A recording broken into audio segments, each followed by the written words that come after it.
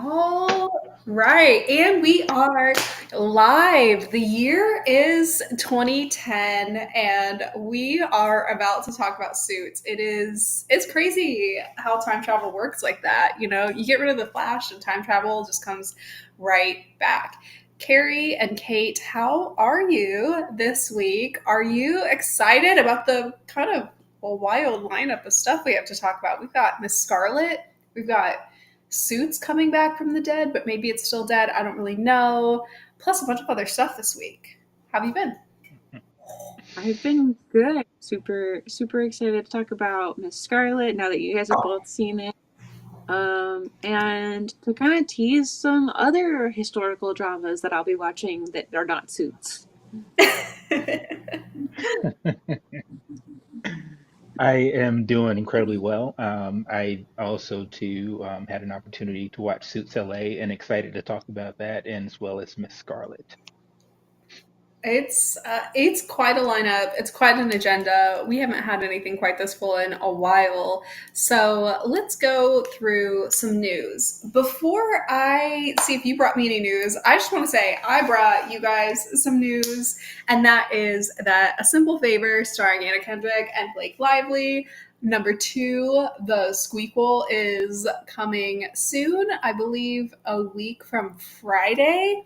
The trailer dropped. It looks tacky and campy and absolutely just wild, hilarious. One of those, like, if you get it, you get it. If you don't step into this house type vibe. I'm so excited. Mhm. I did not see the first one. I I'm so sorry. but I sort of took it in through osmosis. I know what it is. Yeah, same. I haven't seen the movie, but I'm familiar with her game. I understand.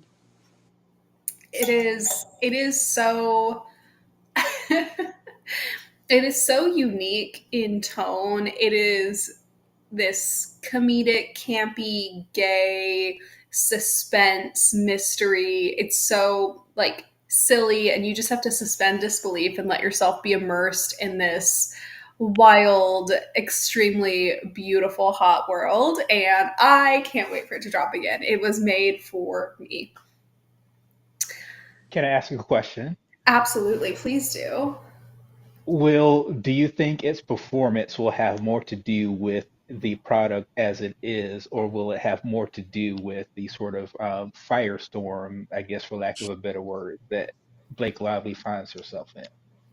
That's a good question. You know, I think that there's probably not a huge crossover between the audience for the Colleen Hoover book movie and this. I think that those appeal to very different, definitely different demographic, two different demographics of women, I guess I would say. Still women, probably primarily in both cases. But the demographic, this is going to sound so self aggrandizing, but this is my truth, okay? The demographic that I think would like, does like, and will like be A Simple Favor cinematic universe is probably of the chronically online, educated enough to be Team Blake, to see through the Justin Baldoni kind of bullshit, and have come to that conclusion weeks, months ago, to the point where it's a little bit old news. So I don't think that's going to influence them quite as much. Like, this is a movie that's going to appeal to like the chronically online campy folks. Like, they know better. This is not for like the normie that you're talking to at the office water cooler that's like, well, I don't know, I saw some things from both, US, US Hmm. Weekly and E News, and it's this kind of like the both sidesism, where they're like, they saw a screenshot of a tweet on Instagram or something like that, or like they get their news from Facebook. Do you know what I'm saying? You get it? Okay. Yeah, I do. I could not have explained that worse, so thank you for following.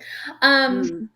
I just don't think it's going to influence it as much, just because like this is the people who are just like, this is like women ready to salivate over Blake Lively. They are not interested in anything Justin Baldoni has to say in any condition, even if he wasn't. a bad person. Do you know what I mean? Like they they they chose their horse before, the odds were in Right. type vibe. Yeah. Yeah. I think even if you weren't to put necessarily on who is right and wrong on that, because in periods of my life have been more chronically online. I'm not engaging on a lot of online right now, so I don't know what's going on. I know the gist though. And so there's the level of like, but from the premise of both of those shows that I know, it's also like a very much um people that enjoy camp and enjoy a little bit. It's not necessarily parody and it's not even necessarily commentary, but Right. it's some third other party, which is Simple Favor, where it's kind of messing around and it's genre bending in a lot of ways. Whereas the Colleen Hoover movie, it's pretty straightforward, clean cut.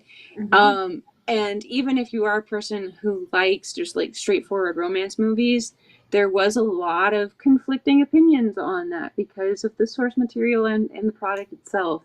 Mm-hmm. So I think it would attract different types of people either way.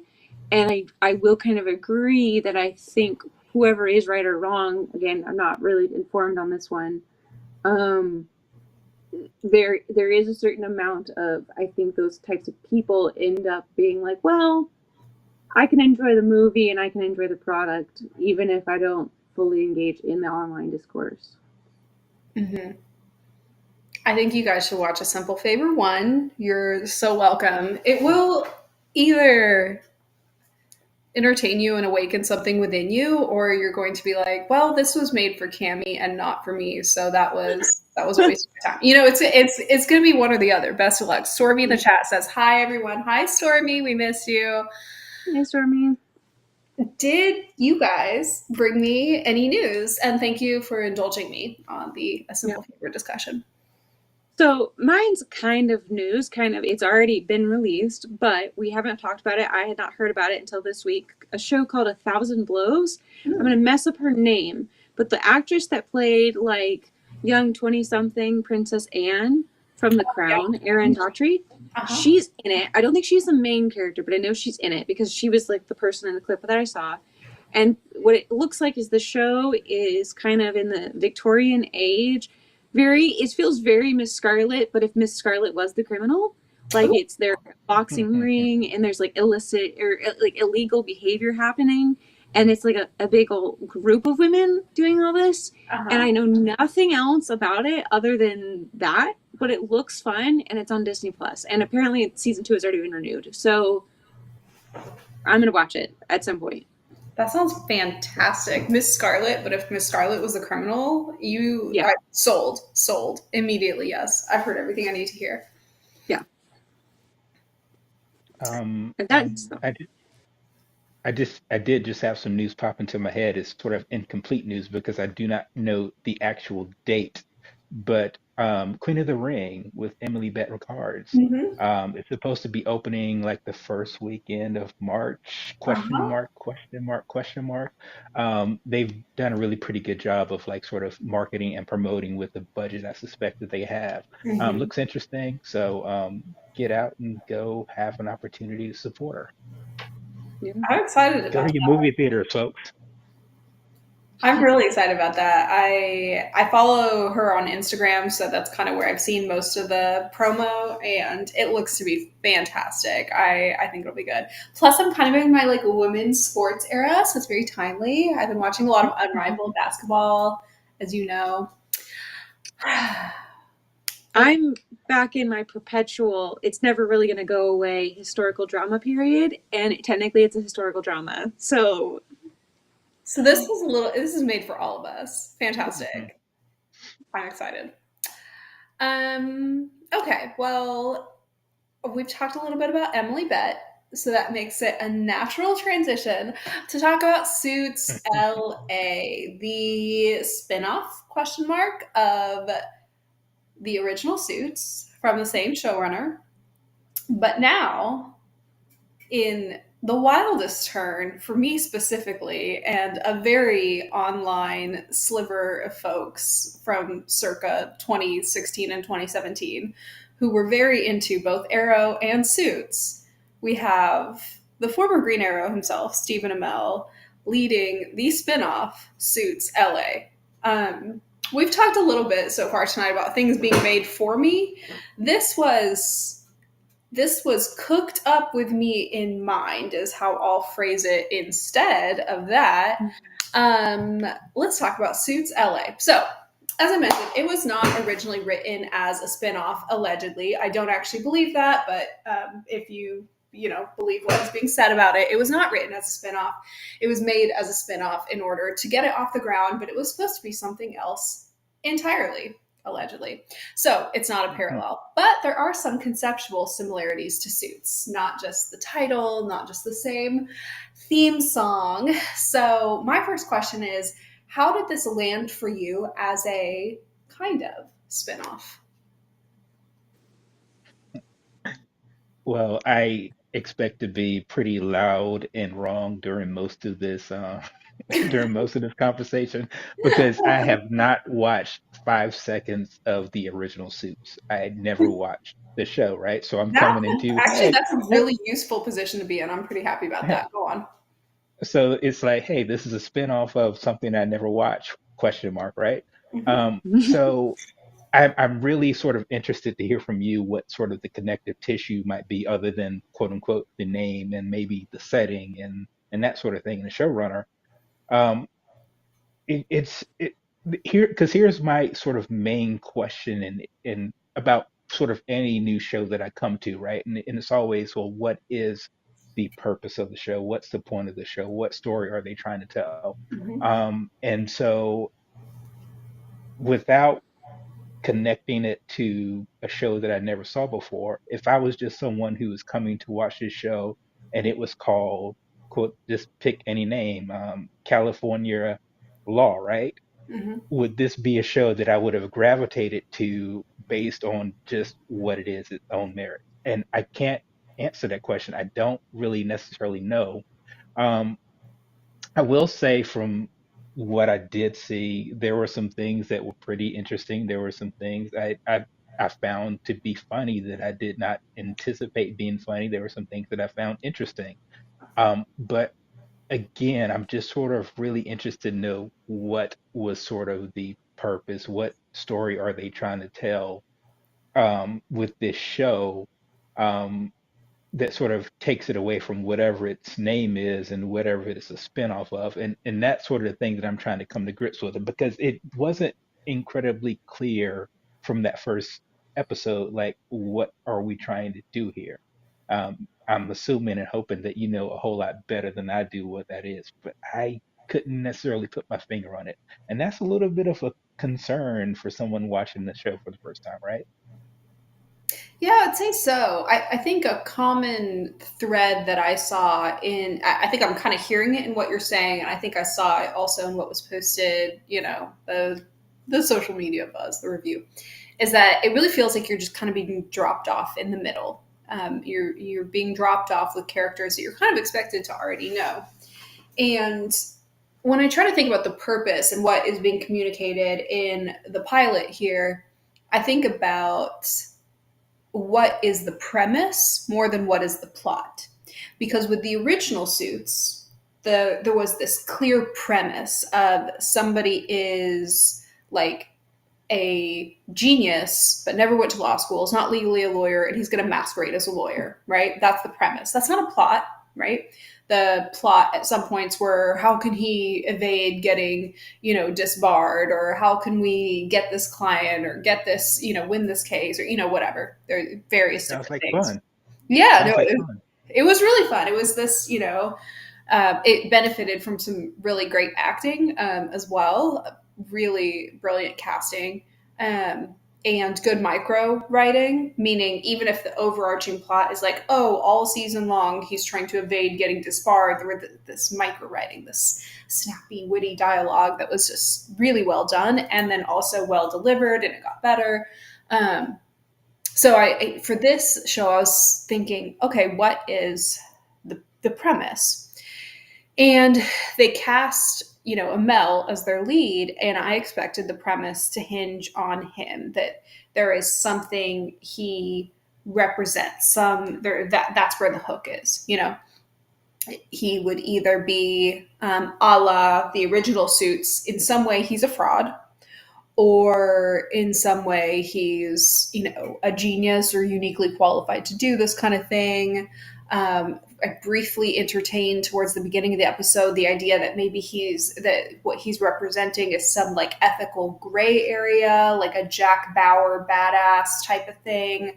Maybe he's somebody who can uniquely talk to criminals. I was waiting to figure out what the premise was, and we get hints of, oh, okay, yeah, maybe he's particularly smart, or he's particularly troubled, or he has daddy trauma like every other lawyer in the world, or, whatever the issue is. But I never could find the premise. And I left the episode with a plot. I understood okay, there's a merger coming up, and we're trying to get this client and Victoria Justice, and these two lawyers are competing to see who's going to be managing, like that kind of stuff. I got the plot, but I never got the premise. I'm still waiting on the hook.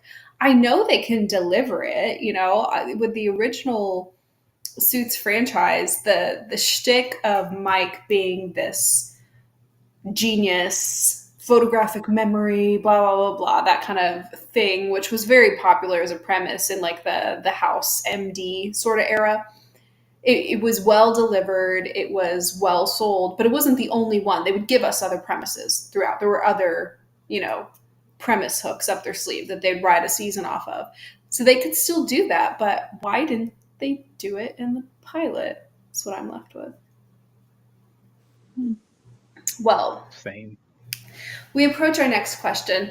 Since we started to talk about characters, we do have all new characters, because allegedly this was not written as a spinoff. It was. So, in a character driven ensemble show, what is and is not working for you from a character standpoint? And Carey, I think both you and I are always on the character train, and then Kate reminds us that a plot exists. So this will be an interesting question for you. And then Kate, you do need to put yourself at some point through watching the show so you can represent your end of the scale as well. But what is and is not working for you with these characters? So first of all, let me say that I watched this episode not under the most ideal of circumstances. So in terms of like people's names, I may remember some of them. Most of them I don't. I think Do you want Camel's to character's elaborate name is on the non-ideal Petty. circumstances? I feel like there's a plot there. I was leaving the golf course and decided to stop in at the local pub, and so I was watching it while I was at the local pub, and then I was watching it in transit to the house to join this live, and so watching it with closed captioning, obviously not with the volume turned up as necessary in a pub. I mean, it's sort of Watching you it with sort of a drink in hand probably made it better, though. wait, I can't lie, it did. So you sort of can sort of feel what the show is trying to do. There may be some things that you missed, and names that not that big a deal. But to answer your question, sort of like any show's lead, right? You're sort of looking at, because they're obviously going to be the person that you spend the most time with. And it's like, is this a person that you want to spend time with because you like them? Or is this a person that you want to spend time with because you'd like to see them get their comeuppance? Hmm. And I just don't absolutely know with this Teddy character. He seems to have obviously this tortured relationship with his dad. Hmm. He seems to have internalized that in a way in terms of how he treats the people that he works with and the people that he knows.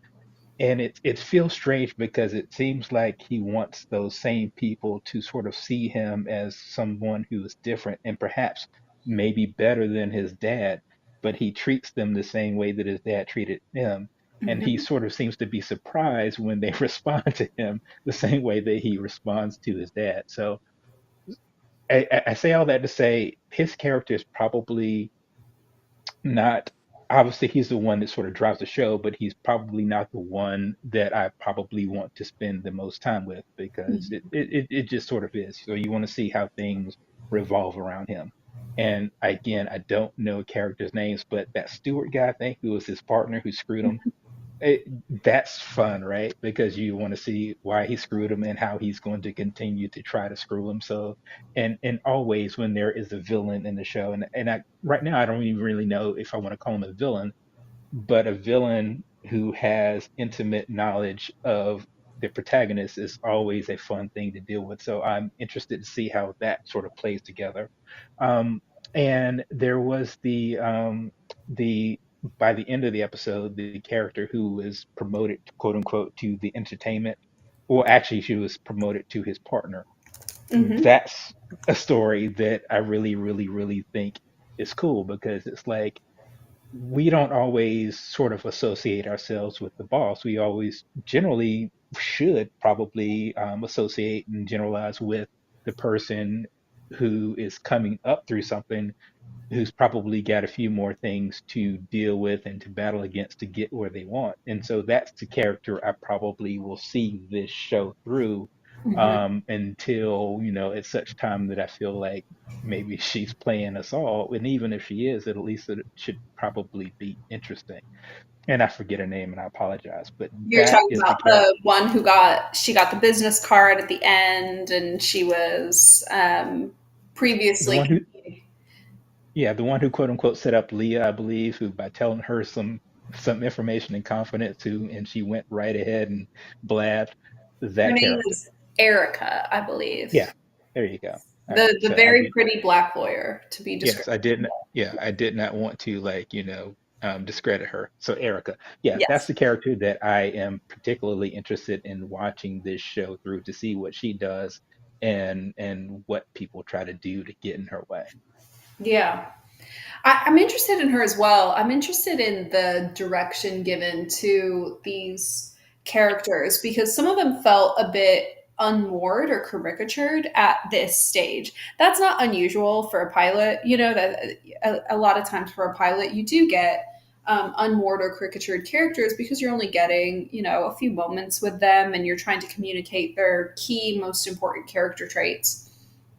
And I think with an ensemble show, that becomes particularly difficult. And anything in the Suits universe is or becomes an ensemble show, even if the premise is very House MD ish, where there's like the one golden boy. And in this case, I think we're centering on Amel as the lead, Teddy Black, but we're not given him as particularly a golden boy, which is interesting because, again, we're still left without a clear premise. But with the ensemble that we're given, I expected that I was going to land on some, there's going to be some female side character. There's going to be one woman who's a little too aggressive. There's going to be something, give me anything. And there were so many archetypes of female characters in this where I'm like, this should be the one. This should be the one that I'm watching for. You've got the Erica, who's like the aggressive lawyer who rubs people the wrong way and is fighting with this guy. And then you've got the like clueless first year, the Leah or whatever, who's like scared of everything but wants so badly to work for them all. And then you've got the like pro bono lawyer, whatever her name was, the blonde one who's like I thought was gay until they had her flirting with Amel, and I do feel that's a hate crime, but well, time will tell, I guess. I, She has a Subaru I and a wife. I don't know what you're talking about, but okay. I will throw in real quick the only one piece, like the only clip I've seen so far is the scene where Amel is arguing with the pro bono lawyer. And it's funny because my takeaway is I would be interested to know what's happening there because she just did not care about him at all. But the other thing is, and this was both a compliment and an insult, so take it as the neutral statement it is, he really can play a jerk. He plays jerk so well. I believe Yes. jerk every time he plays jerk. I am like, yes, jerk. And here's the thing. In the Suits universe, they're supposed to be jerks. Like everybody's supposed to be this like cutthroat asshole lawyer or, DA or insert whatever. There's various people of various high ranking professions, but you're supposed to believe they all kind of stepped on people's heads on the way to the top, and they're not very nice, and they won't be nice to you, and they're going to work well together only in the sense that it gets them ahead, and they'll cut anybody who crosses them. So any connection that they do have beyond that is like, wow, huge, valuable. Like they were sacrificing for a secretary, or being willing to risk losing whatever for this guy that works for them, like that kind of stuff. Like it becomes bigger when you realize like all of these people don't really have soft spots. They're not going out of their way to like murder, pillage, steal, but they're all supposed to be like very cutthroat. And that makes it fun once you embrace that premise in that world. And it can be applied outside of, a legal environment, or outside of just lawyers. It can be applied in, various different circumstances, but that's the idea, right? It's not dissimilar to some of the environments created in Succession, for example. If you watch that, where you've got like a bunch of high ranking people at like the equivalent to ABC News Network, and a bunch of siblings are fighting to see who's going to inherit it from their father, and it's all very like cutthroat. So anytime you get a glimpse of like any type of intra family care, is like, oh, this is so serious, because otherwise they're like trying to do anything to get to the top. Suits is not dissimilar from that. So I was kind of looking for that here, and we do get the like, okay, these people are kind of assholey, but I didn't get the true jerkness. Even when we're seeing, well, no, to Kate, to your point, like, yes, obviously he was a jerk in that scene. Like on a micro level, he was a jerk. But I Mm-hmm. was looking for like the big picture of like, I'm better than everybody else. And they had Erica do this thing that was like analogous to something that Harvey does in the original Suits, where he's like, I'm up here and you're down here, or whatever, like type thing. They had her basically do the same thing, and it's like, give me more than that. Like, don't just, anyways, whatever. I'm just nitpicking. But with regard to the side characters, the Victoria Justice side character, who I chose as our title card here, there's some potential there. Erica, I think there's a ton of potential if they like work on the writing and direction maybe a little bit. They could get somewhere with Amanda. That was the pro bono lawyer's name. There would have Yeah, been yeah. potential if they didn't do the thing that these writers do every single time. This show, whatever. Let me not get personal. If they wouldn't do the thing that I observed multiple times before in the Suits franchise, where they write a character who is very clearly gay and then immediately have her flirt with the male lead, that would be a great character if it wasn't for that. So we'll see what happens. But she could also be playing him. I mean, here's the thing about it, right? Whether she's playing him or not, I never once got the impression that she doesn't have to be interested in him, and I don't feel like she would be interested in him. But I think those are the kinds of things that she would say just to see how he would respond and react to them.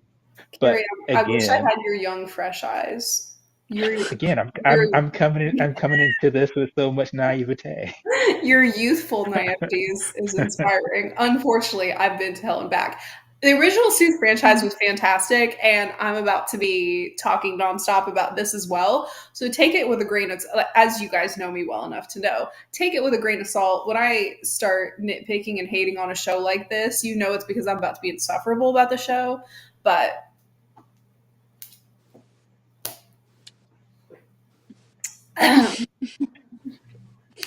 for those not watching visually, let me dive into the chat.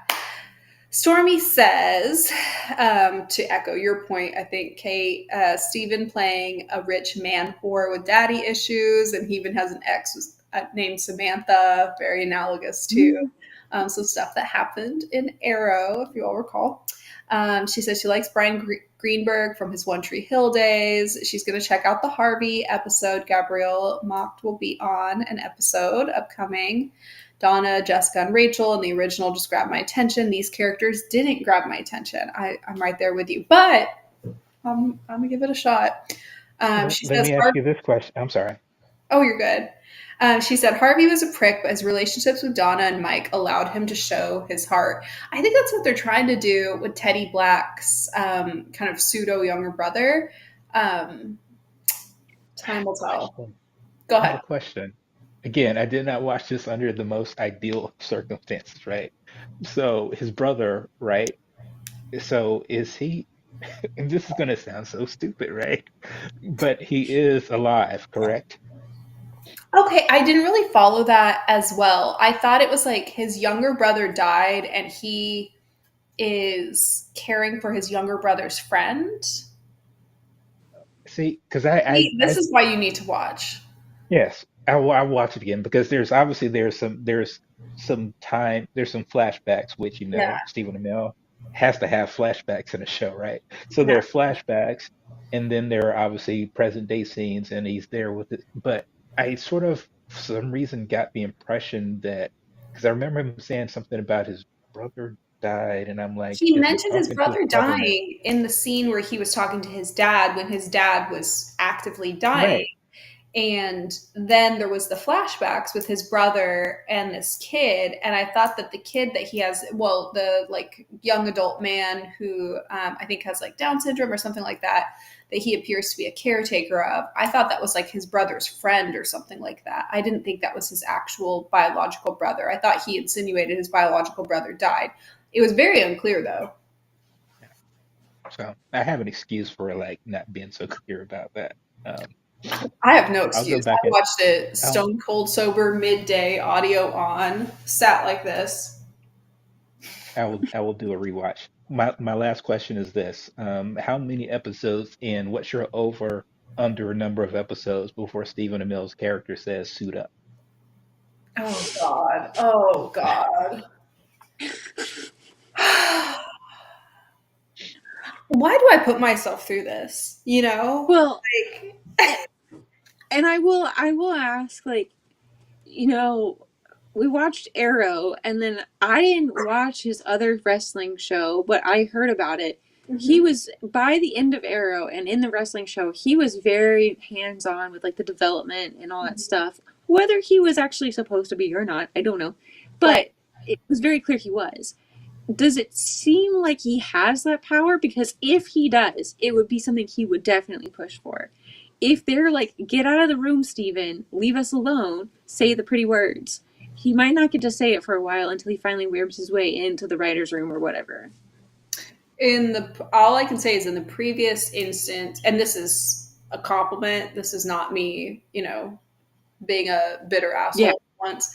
In the previous instance of Suits, by the time they got to the mid to later seasons, the key cast, particularly Patrick and Gabriel, the two male leads, were pretty involved in directing episodes. I think they got a executive producer credit at various points.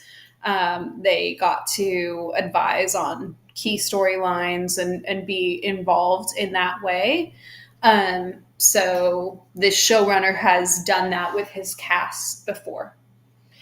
Yeah. However, the cast of the original Suits was pretty uniquely, I don't know how else to say this, like very artistic. They had like quite pretty much all of them had a very traditional high level theater background.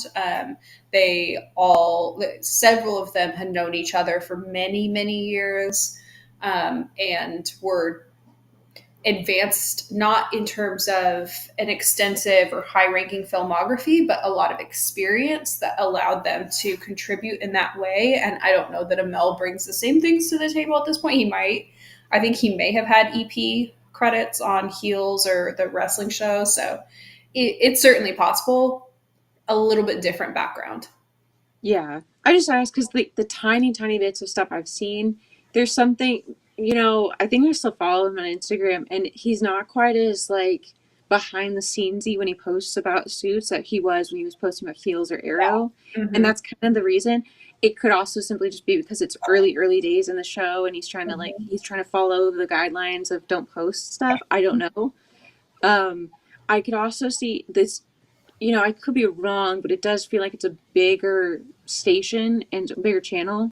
So they probably have more higher execs with more people having to sign off on things. Mm-hmm. Where CW sometimes feels like the Wild West, Yeah. and they can let people kind of into the shows, and then by the end of the show, or even by like season one of them being there, like direct or acting or really helping run the thing. And I kind of like that about CW, but Hmm. it is a very different ball game. So I was just curious if you knew anything about if he was doing that, because it might influence the feel of the show, but also the suit up question.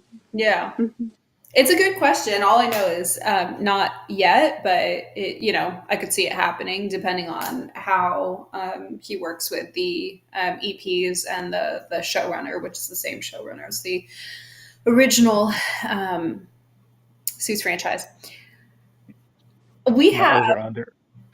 the I'm over sorry. under on episodes. My my I will go with like 10. Stormy in the chat says 5. What do you I have? was thinking, See, I was gonna go four because I mean, Reverse Flash is playing his dad, who's really only like 11 years older than him, but they obviously made him up to look older. I'm going 4 episodes. I think that is quite realistic. I will think of you when it happens.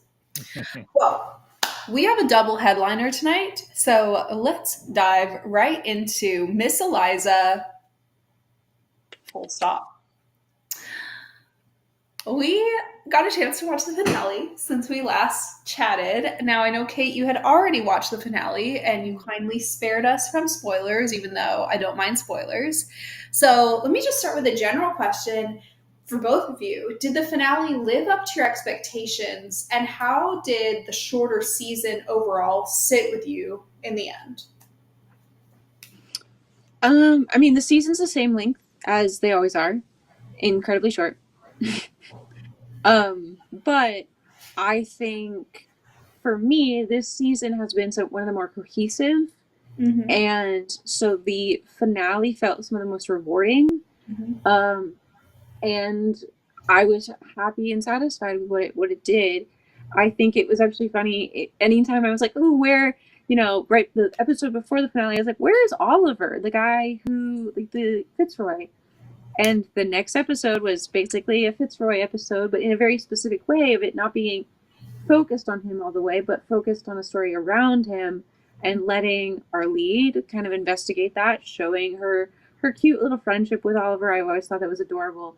And showing the softer side of Blake because, he doesn't have quite the history with Oliver yet, but he still sees Oliver as one of his men and he sees it as somebody he should be protecting and he takes it very personally and kind of in that personal battle sees that Eliza also takes it personally. And I think that's kind of one of his last like holding threads, holding her out of the opportunity. He never like formally says you can. I mean, like he occasionally will hire her, but it's still like not a formal partnership within her and the police force. But I think we're seeing like the final fraying of his resolve against her and her position. Mm-hmm. And a lot of that has to do with even though he's a very stoic man, he has a lot of tender insides, and I think by showing it through this experience, it's going to really bind them together. And I think it was a really great finale and a really great starting point on their dynamic and the story spot when we go forward in the next season. Mm-hmm. Carrie, what are your thoughts? Yeah, to echo Kate's comments, I thought it was incredibly wild and inventive to take character, and I know I just heard this name and I forget it, but I thought it was wild and inventive to take a character who sort of had been in the background for so much Mm-hmm. and use them as sort of the sort of thing that galvanized like all of the other characters, right? Because all of the other characters have reason to care about the guy, right? Mm-hmm. And so I just thought it was really unique and interesting to use him as a sort of gravitational pull for everyone else because they may all have their issues with one another to whatever degree, but it's like we're going to do this because it needs to be done because we all care about this guy for whatever reason it is. And I thought that was pretty cool and pretty interesting. And I will say this, and I'm pretty sure that Kate probably had the mystery solved probably within the first 5 minutes of the episode. But I really did like this mystery And I thought it was cool and fun because usually it's one of those things where I'm not really paying attention to the mystery itself more than anything. It's like how are people dealing with it in their interactions. But I thought in the mystery, the case that they had to solve was cool, and I also like that sort of Eliza's sort of professional world opened up by seeing this other professional woman in a pretty powerful position, sort of doing the work that she did. So I thought there was some world building in that respect also. So I thought that was pretty cool for the finale also. Yeah, I liked that the way they, it's a short season, and it felt short because it was, to me, it felt short because it felt like a bit of a rebound season where they were kind of trying to pack two tones into the same season. We needed to have this tone at the beginning where we're getting away from Miss Scarlet and the Duke, and we've got Miss Scarlet and this, a lot of familiar characters, a couple new characters, but not out of the ordinary number of new characters, but we need to follow her. And then towards the end of the season, we're setting up for the next season, which will be really just Miss Scarlet, right? As we kind of see in sort of the branding of how they're talking about it now. And in trying to do those, it's one thing, but it's two journeys. It's this journey of let's acknowledge this sadness and this loneliness and this independence and this self-actualization, and then let's move forward and see, Miss Scarlet is revered by children, and she is making her way in the world, and she is making a name for herself, and she does still have flaws, and she is still funny, and she's not just sad all the time. And I think that felt a lot to pack into 3 and 3, as it seemed to kind of be split for Mhm. her journey. But it made me really excited for the next season, which I know is already renewed, and I will be on the edge of my seat for that. I'm going to make a bold, positive prediction. I'm predicting next season is going to be our favorite season. Ooh. I Hmm. think we're going to see Eliza get to go on a frustrating but meaningful journey of self development. I think we're going to see her struggle to form and be in a relationship where she doesn't have those fallbacks of, I knew you as a kid, or you're my housekeeper, or, like anything that she may have had as a sort of fallback. Mhm. She's not going to get away with any kind of emotional manipulation or immaturity, but she's going to find that she doesn't need those things. And Mhm. I think it'll be frustrating, difficult to watch in the same way that the first few seasons were as well. But I think it's going to be our favorite. And I think it'll have romance that we don't have to caveat as much with like the it's toxic, but we love it. It's going to get to just be it's difficult, but we love it. You know what I mean? Yeah. Yeah. You get I the I think toxic you though. might be yeah, I think you might be right about it could possibly be your favorite. I think I'm very surprised, and I could be wrong if I went back and rewatched all the previous seasons, but I would wager to say I think this was actually my favorite season so far. Mm-hmm. I think I could point to, I think we've joked about there were some moments that felt like you can feel the adjustment that they're making. And that's Mm-hmm. not always a bad thing, especially if you have the peek behind the curtains of how he had to leave. It wasn't like anything bad. It was just he left the show and now they have to cope with him being gone.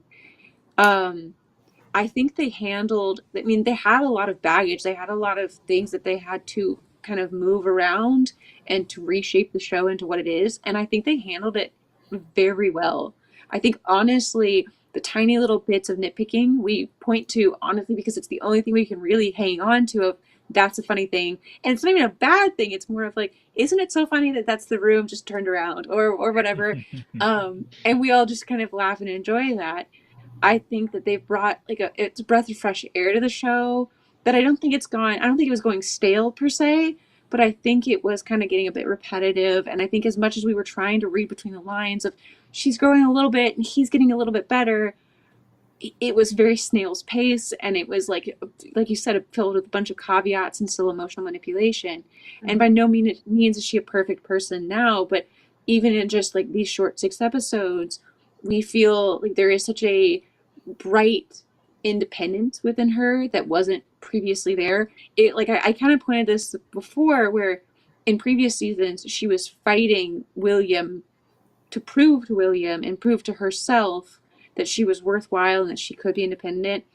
And as much as like the plot of this season was her convincing Blake that she should be hired by him, it Mhm. didn't feel like a lack of confidence. It felt like a this is just how business works. Yeah. And I think that shift added so much levity to something while still keeping it pretty serious and being very tactful. And it's something they've actually missed a lot of times is tact. And I think they gained a lot of tact in how they wrote this show to the point where it feels smooth, it feels a lot more seamless, and it's impressive to do in such a season that was geared to be set up to be probably very weak because of all the things they had to shift.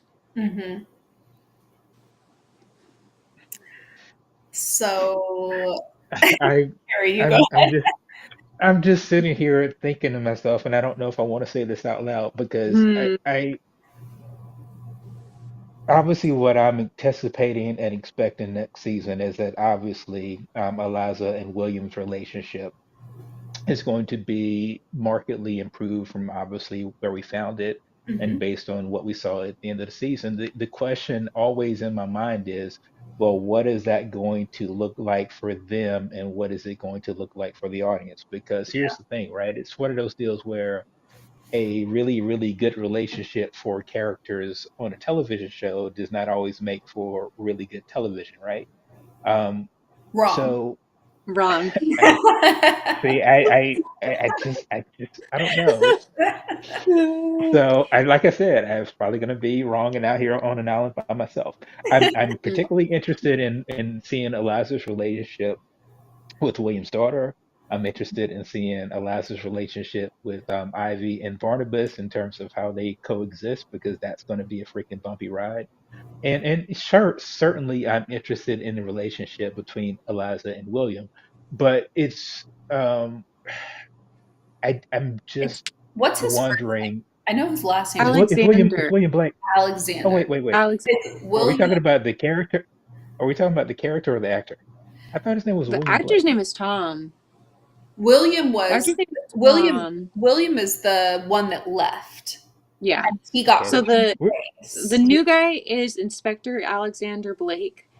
all right. We're Almost gonna. everybody calls him Blake. But the old All right, one I'm was gonna go. William.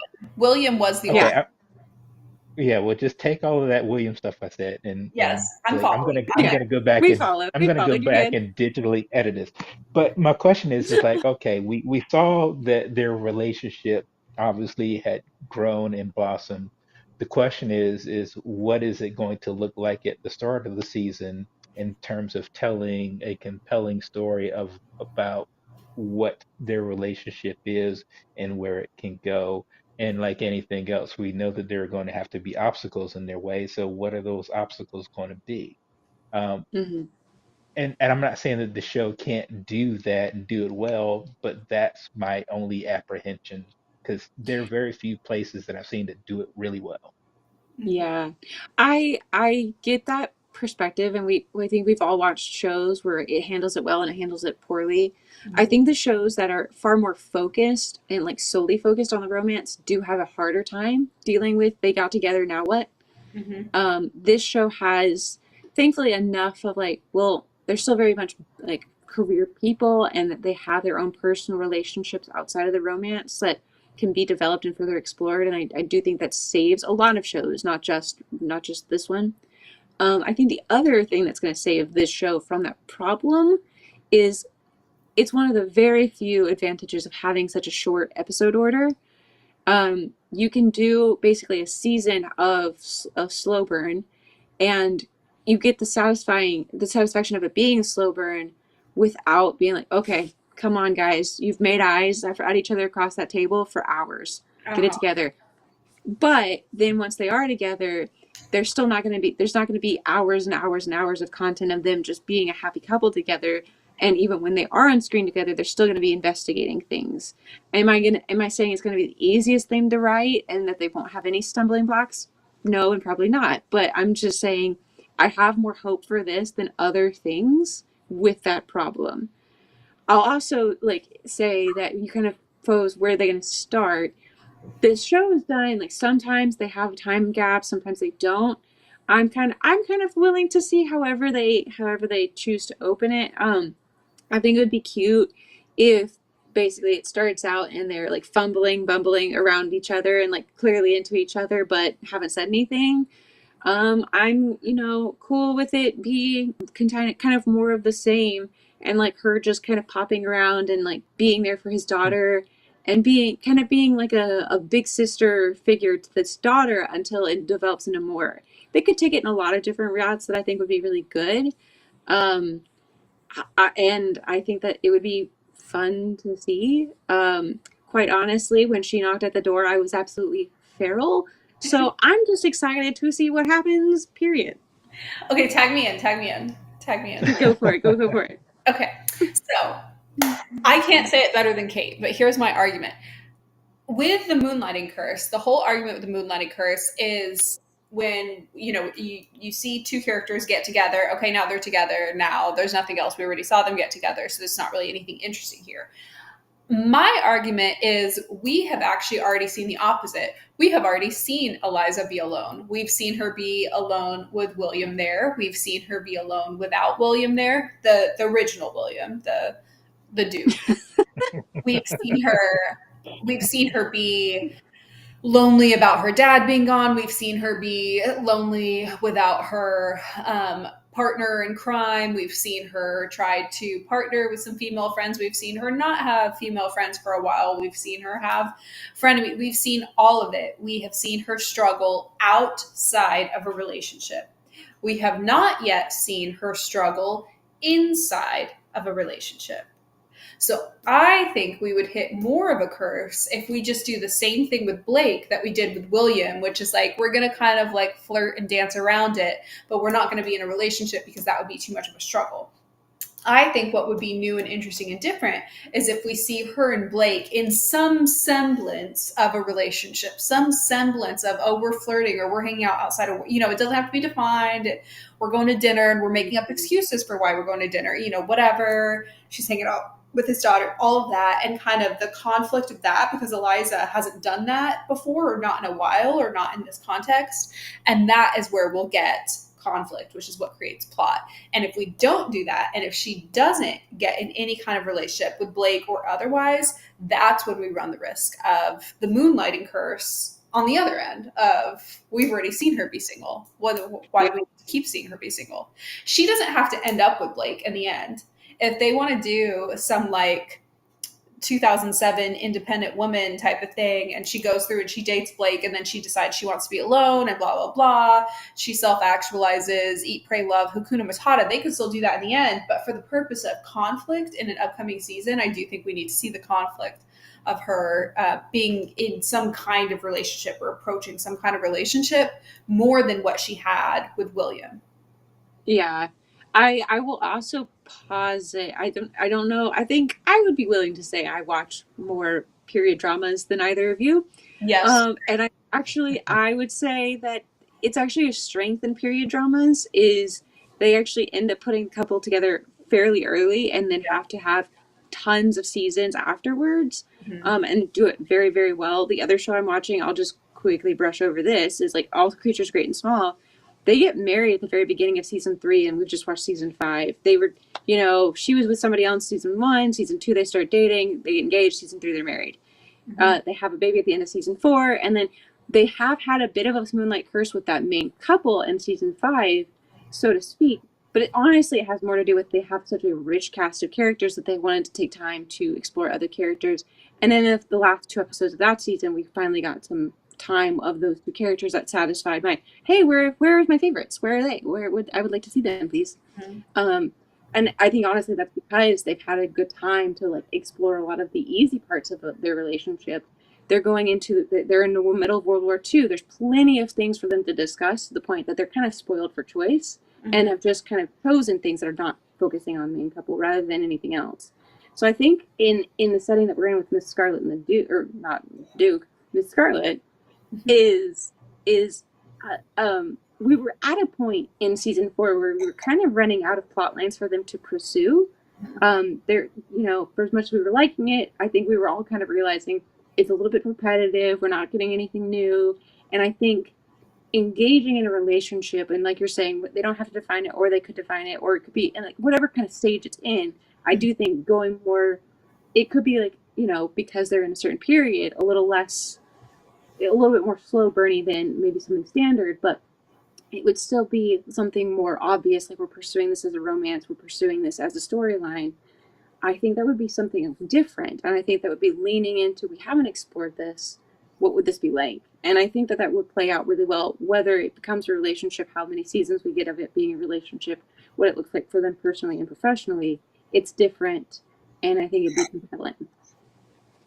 And Moses will be back, just by the way. I, I I will say this that you guys have slightly convinced me. What I do feel is this is right is though Blake obviously his wife has been dead a handful of years or so. Mm-hmm. And Eliza has not sort of actively dated anyone other than William, if you want to call it that, right? So they are both going to be sort of awkward, inexperienced in Mhm. terms of their courtship. So that can certainly be fun.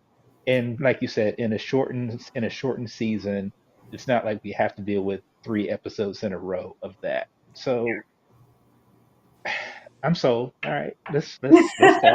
Okay, I'm let's go. okay with you holding a dissenting opinion. The differences are what make us It great. it Yeah, it I guess. it's not high on my priority list of what I need to see next season, but if it does happen, it will not destroy me, okay? I can say that. The differences are what would make us a really excellent judging panel for a beauty pageant. So we are we're coming up on time, and I want us to get to our Woman of the Week. Mm-hmm. And so that we're going to go ahead and jump to that. I know we've all watched various things these past couple weeks. I will read them out for the sake of completeness. The Irrational, Spider-Man, Miss Austen, All Creatures Great and Small. How do you pronounce that, Kate? Goddardsham Park. I Rogerson. understand. I knew what you were, yeah. Yep. Good. Love is Blind, Severance, and The Traitors. So all A1 stuff. But I want to know what your woman of the week, who your woman of the week are. And Carrie, since we just tag teamed against you, I will give you the honor of going first. All right, my woman of the week is Kathleen Kennedy, who was essentially the head of all things great and small for the Star Wars franchise, and I have to say, obviously, through any sort of metric, um, it's been a pretty up and down roller coaster ride for Star Wars in the last handful of years. They put out probably some of the best content that I've seen in a while personally, but I know that there's also been a crap ton of criticism as well. But one thing you can't say is that you haven't noticed, right? And the person who's been behind all that has been Kathleen Kennedy, and she is retiring from that post. I do not know what she intends or plans to do next, but whether you loved Star Wars in the last handful of years or whether you hated Star Wars in the last handful of years, one thing you can't say is that you probably didn't know much about Star Wars in the last handful of years, and that is thanks to her. So she is my woman of the week. I love that. That's an excellent Nice. pick. And a good reminder that I've got a lot of Star Wars things to catch up on. Me Kate, what too. about you? Okay, so in the All Creatures Great and Small little storyline, basically, All Creatures Great and Small also airs the same time as Miss Scarlet and the Dew, same airing cycle, but it Mhm. does actually get one more episode than Miss Scarlet every year. They get a Christmas special, so the Christmas special actually just came out, so I watched the Christmas episode in February. Love that for me. And as I was saying, like my gripe with this season has been, where is my favorite character? Where is Helen? I want to see Helen. But there's another female character who is also really great. It's the housekeeper, Mrs. Hall. Mhm. So Mrs. Hall is my woman of the week because it was an episode, a lot of it focused on her, and it was her dealing with, she gets news that the ship that her son was on, this is World War II, the ship that he was on was sunk, and that she is waiting for news of whether he has survived or not. And that's kind of the whole episode. Her journey is just dealing with that. And at one point, she kind of copes by she sees this wolf, or not wolf, fox that's been injured, and very clearly identifies that fox with her injured son, and she deals with that emotionally through that physical manifestation of the fox. Mm-hmm. And she actually has an argument with her employer over whether they should save it or not. And it's in a very, very emotional scene. And it's proof that through just the right amount of like emotional character connection, you can make emotion and compelling story when it's a very plot minimal show, and it was just a lot of character work and clearly symbolism and things like that, doing with a lot of really, really great acting. I never thought I would cry over a fox, and I went hard over that fox. That was beautiful acting, and it was very, very compelling to see not only her performance, but how they had all these characters come together, because that's kind of the whole premise of the show is community. And so through dealing with their own personal stuff, them all kind of coming together to support her through this very difficult time, and just them all acting through this experience. It was a beautiful thing to see, and she carried that episode magnificently. Awesome. That was beautiful. I almost got emotional just listening to it. I really enjoyed that show. You both had such excellent, wholesome choices, and I bring a different energy to the table tonight. My woman of the week is Juliana from the latest season of The Bachelor because she has done something I've not seen anybody successfully do on The Bachelor before, and that is ride the line between drama and wifey, like be both. Now, I'm referencing a fictional show called Unreal, but these are terms that are used behind the scenes in producing reality television in general.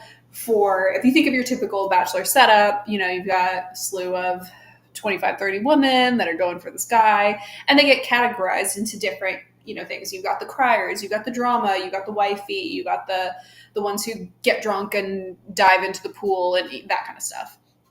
And the dramas and the wifeys are the top tier. Those are the two highest things you can aspire to be on a show like this. The drama are main character for the vast majority of the season, and they confront other characters, and they make the facial expressions that get put in the trailers and all that kind of stuff. They get the one-liners. They're funny. They're interesting. And then you have the wifeys, and those are the wifeys. They are, you know, prim and proper and went to finishing school and probably have a hope chest and like that kind of stuff, right? And so you got you get to you know, it's just a play on the Madonna whore complex, obviously. So Juliana this season, she was all funny all the time. She was silly, goofy reaction, facial expressions, the eyeing the camera, that kind of stuff. She was flirty with The Bachelor, but like honestly, like I was like, I don't really know that there's anything there. Like, she's very hot, but like there's a lot of hot women here, whatever. And so there were other wifeys in play at the beginning, and she seemed to be more on the drama side. And then there was this other girl who's also on the drama side, and then she's confronting the other girl, and then she's going to The Bachelor. It's like, I've seen this song and dance. These are going to be the drama girls, and then we're going to get to the end, when we get to the final few, we're going to get to the wifeys. And she somehow managed to do both. When it's time for drama, she's all eyes, she's confronting, she's doing whatever. And then when it's time for wifey, when it's time to like do their little dates and like be wholesome and like giggle and tee hee, she does that too. I do think she's making it all the way. I'm sorry, I've seen spoilers, and the spoilers heavily suggest she is making it all the way. I've just never seen somebody do, like in real life, we are well aware that women can do both. Like we are well aware that women are multidimensional people who can be both dramatic and married. But in reality shows, you very rarely see that. So I'm like, groundbreaking, riveting. I'm so excited for her. I love that. I still don't know if she really has much of a connection with him. It probably won't last more than like 2 months to 1.5 years. So like I wouldn't hinge eternal happiness hopes on it, but like she is doing both the drama and the wifey. Good for her. Mhm.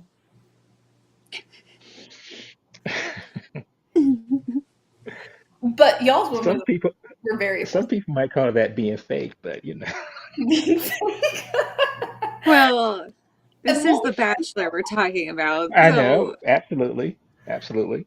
multi-dimensional sounds so much better than fake. There you go. There you go.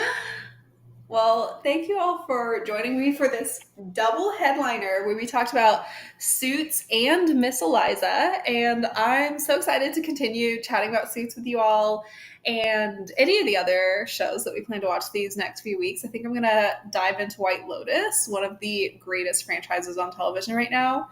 Um, so I will talk to you in a couple weeks. Ooh. Bye. Bye.